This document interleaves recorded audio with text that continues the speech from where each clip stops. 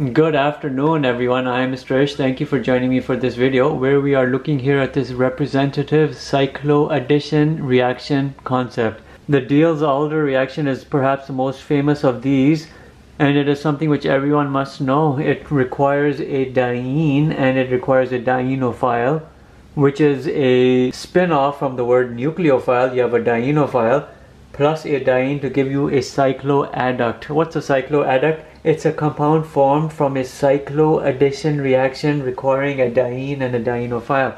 Think about what the word diene means. You are looking here at a very important ending here. E and E means an alkene. Diene means two alkenes. It's a compound which has two alkene functionalities. A most common one is this. You have two alkenes. If this here's one, here's two, here's three, four, a butane chain, but you are looking at a diene because you have two alkenes. You're looking at 1,3-butadiene. That right here is your representative diene. What's a dienophile? It's something which is going to add into this compound, which will add with this, but it also has a alkene group. And your most common for that would be this. CH2, CH2, and you can just say ethene. And that's what it is. The most basic and the most basic 1,3-butadiene and ethene will add to give you a cycloadduct. So let's examine this style of reaction. It's actually quite interesting. You want to remember this very important rule which many students are unaware of. The diene should be electron rich and this dienophile should be electron poor. And in the sense I'm talking about here, when I'm talking about electron rich and electron poor, I'm talking about electronegativities. You're supposed to be having items here which are electropositive, which will be donating electrons or rich in electrons. Here you want to have items which are electronegative, which are sucking away electrons. You want to see halogens over here. You want to see carbonyl groups over here. So it should be electron poor in the sense you have electron withdrawing groups. This should be electron rich in the sense you have electron donating groups to your diene. 1,3-butadiene and ethene. When you are looking at this, you are seeing here pi electrons come into play. You know a bond is represented as this, but you have at the terminal ends two electrons. Two electrons combine to form a bond, and that bond is represented in chemistry by a single line. When you're looking at these, you obviously have double bonds, but you are focusing only on one of those bonds of that double bond. And keep in mind, each bond is represented by two electrons. You must remember that. Two electrons forms a single bond, and you see it represented graphically as this. Now think about it in the following way. When I'm looking only at this part right here, you have a single electron coming off in that direction, a single electron coming off in this direction. Hence I'm using a single arrow versus double arrow. Double arrow means two electrons, single arrow means a single electron is playing. Now keep that in mind. When you're looking over here at this little bond over here, a single arrow in this direction and a single arrow in this direction. When you're looking at this, a single arrow in that direction and a single arrow in this direction. What is the net effect of all of this? Once you start paying attention to these single-headed arrows, then this is what plays about.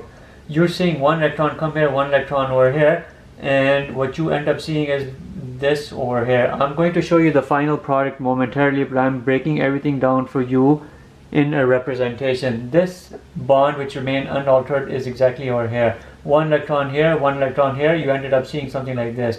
One electron here, one electron here, you ended up seeing something like this. When you combine this, and I'm going to bring it for you right here, your end result is a cyclohexane ring. These two formed a bond which you see right over here. These two formed a bond which you see right over here. This formed a bond and you have a double bond over here, and this is your end result right over here. It looks exactly like a cyclohexane with a double bond, and it is. What would it be? It's 1, 2, 3, 4, 5, 6. You have over here cyclohexene. You don't even have to say one cyclohexene, because if you don't put a number, it's assumed that the double bond is in the lowest carbon numbered atom, which is 1. So this right here is cyclohexene. When you started here 1,3-butadiene plus ethene, you formed a cyclohexene, a cycloadduct product with a single double bond, because one double bond was formed here. The other electrons were involved in forming this bond over here and this bond over here, and you combined these two items to form a cyclohexane ring. This right here is the essence of cycloaddition, and it requires pi electrons. Now remember what I said, this right here is your diene right here, and it must be electron rich. And this right here is your dienophile, I'll call it DP, and it must be electron poor, meaning you have electronegative groups. So let's talk about some reactivity orders over here. Focusing over here on the necessity for having an electron rich diene. I told you your diene must be electron rich because it will increase the reactivity rates. The reaction I showed you already, your 1,3-butadiene plus ethene to give you this compound right here, cyclohexene, it only has a 20% yield because you're looking here at items which is not electron poor, and this right is not electron rich, so you have a 20% yield. So consider that and remember that. And now look over here at your dienes, focusing only on the dienes, not the dienophile. Your reactivity order is in this direction, meaning as you're looking in this direction, your rate of reaction will increase. So you're looking here at an item which is a OCH3, an ether functionality. It is rich in electrons because the oxygen will have 2 electrons. Here, you know, these extensions off the side are methyl groups. CH3, they're electron donating. Here you have a single methyl group. Here you don't have any. Here you have none. So consider the fact you're looking at 1,3-butadiene, which is relatively electron poor because you don't have as many items donating. Here you have a methyl group which is donating electrons here into the diene. Here you have 2 electron donating groups.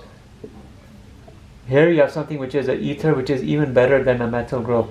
And this right here supersedes this or exceeds that. When you're looking in this direction, you are seeing electron donating items on the diene, and it increases the reactivity rate because this becomes more electron rich. Why do you want it to be electron rich? Simply for the bases I showed you already.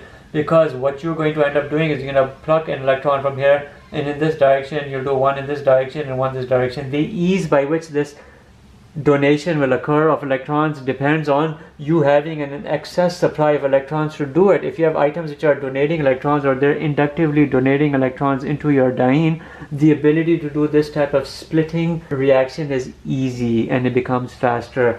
So the rate of reaction increases in the direction of items attached to your diene which are electron donating. Now let's talk about the dienophile. Let's look over here at these dienophiles. These are the items you will add to your diene. Look over here, I have something which is ether, I have something here which is a methyl group. When it's not showing anything, you know it's a methyl group. Here's a trifluoromethyl, here's a nitrile, here's a double nitrile. Your order of reactivity is in this direction because here you're looking at items which are more electronegative. This right here is electropositive. This here is electropositive because these are items which are donating electrons into your thing. But this right here is trifluoromethyl is pulling electrons away. This is pulling electrons away. This right here is pulling electrons away, and this right here is pulling electrons away. And why is it necessary to pull electrons away from here? Because it will allow for the dienophile to split again, as you know, so it can do its own splitting reaction. So you want to have items on this dienophile which are not donating inductively into it. You want to be seeing items such as this which are pulling electrons away, and it helps to split that single bond and separate the 2 electrons, one on each side, so you can do your reaction. When you see in this direction, that increases the yield of your cycloadduct product as well. Let's end this video with a single reaction, and we can show you how the yield depends very much on these additions that I'm talking about, these additive items on your diene and dienophile. And those really make a big difference with regards to the yield of your reaction. Look over here at this item. Now we have ideal type of representations here. We're looking at a diene 1,3-butadiene, but you have methyl groups. It'll be this right here will be 2,3-dimethyl, and then we have here 1,3-butadiene. This right here is an ideal setup for a diene. Why? Because we have electron donating items attached to your diene. They're sending electrons inductively into your diene. What do we have over here? We have 1, 2, 3 carbons. 1, 2, 3. You're going to number here from the carbonyl always. And this right here will be 2-propanol. What does that mean? 2-propanaldehyde. It's an aldehyde attached to an ethene, but you have 3 carbons as 2-propanal or 2-propanaldehyde. This Al ending represents an aldehyde. Anyhow, it's ideal. It's not the nitrile or it's not electronegative item which I showed you with your dienophiles, but this dienophile has actually good item because these carbonyl items also represent good electron withdrawing items to have on a dienophile. Here your dipole arrow is in the opposite direction, it's pulling away electrons. When you have this ideal setup with a diene electron donating groups and dienophile electron withdrawing groups, you will have here an excellent end result in terms of a yield. Your end result will be this: you'll have your methyl group here, your double bond over here. This will add right over here. As you can see over here, a aldehyde group will form, and this right here will be your end result. You would just do basically the same thing, one arrow here, because you're moving only a single electron by means of each of those single arrowheads. You're moving one electron. You'll use 2 electrons to generate a bond, which will be this right here. You'll use 2 electrons over here to generate this bond right here. These 2 electrons will form the double bond here, but this right here is your end result. And here, for this type of ideal diene and dienophile, you'll have 90% or better yields, and that's because you have the ideal type of setup here with regards to a diene and dienophile. Your diene should have electron donating items, your dienophile should have electron withdrawing or electronegative groups. Carbonyl is considered electronegative or electron withdrawing. It pulls the electron density away from your pi electrons. This right here is your end result. That right here would be a good Diels-Alder cycloadduct product, and that's what you can just nickname it. We have a Diels-Alder cycloadduct product, and that's exactly what it is. The ideal representation here for cycloaddition reaction. So remember, your key takeaway points is pi electrons are involved. Your diene should have electron donating items, your dienophile should have electron withdrawing items, and you're always ending up here with a cycloadduct because it is a cycloaddition product. Thank you for watching. Have a great day.